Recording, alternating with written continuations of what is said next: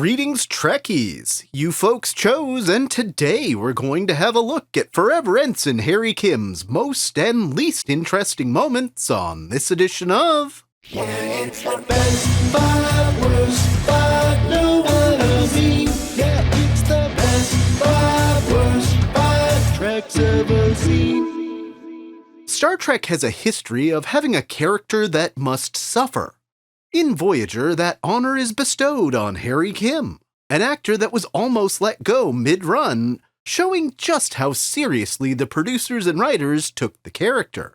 Though, even when things go sideways for the character, Garrett Wang always gave a great performance. These rankings are very subjective, and we won't be considering things that happened in alternate timelines like in Endgame or Non Sequitur. Per the norm, starting with the fifth worst.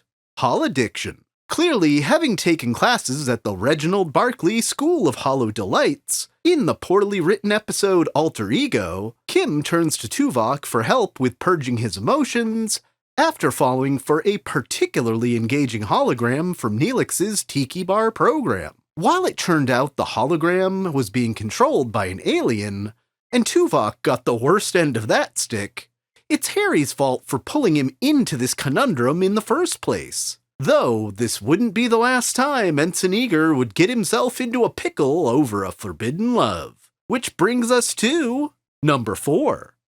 STIs in space. For the officer that feels like he sleeps in his uniform, and whose favorite book probably is the Starfleet Uniform Code of Conduct, he does get into some trouble from time to time. And in The Disease, the consequences for breaking protocol with a hot young thing from a xenophobic race are more than Janeway telling him he did the wrong thing. He ends up with more than your normal post-coital glow from a sexually transmitted disease.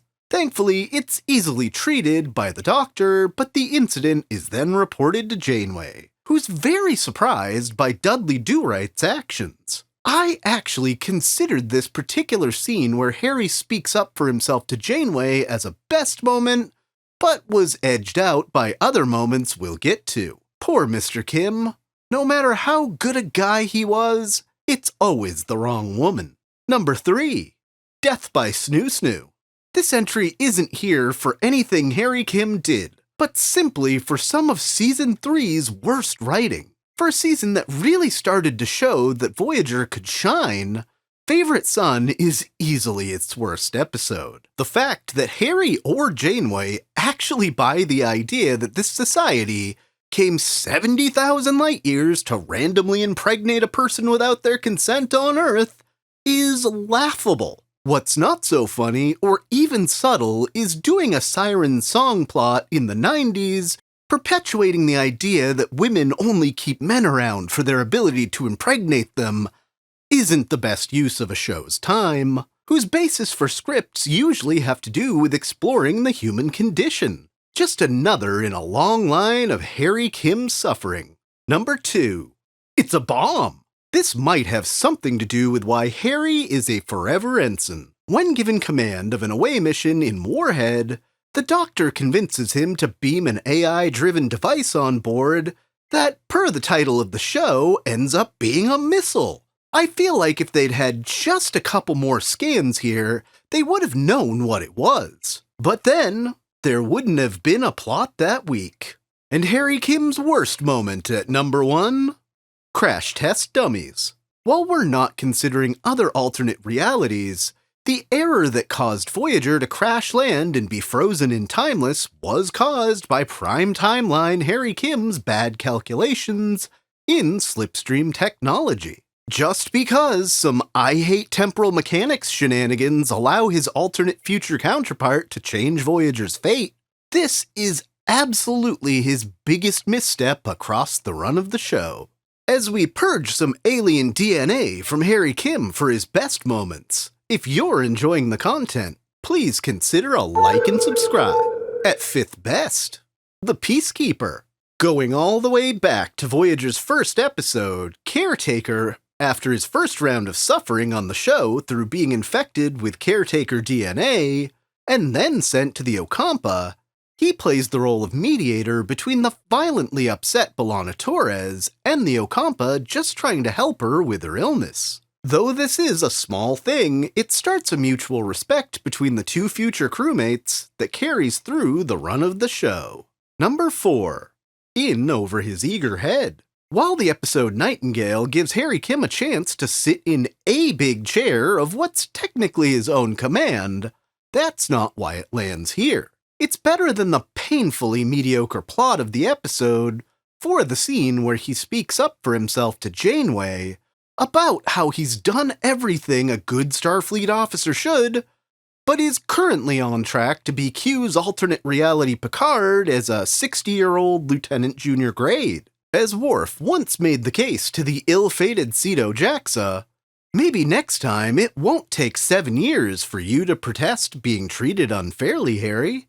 Number 3.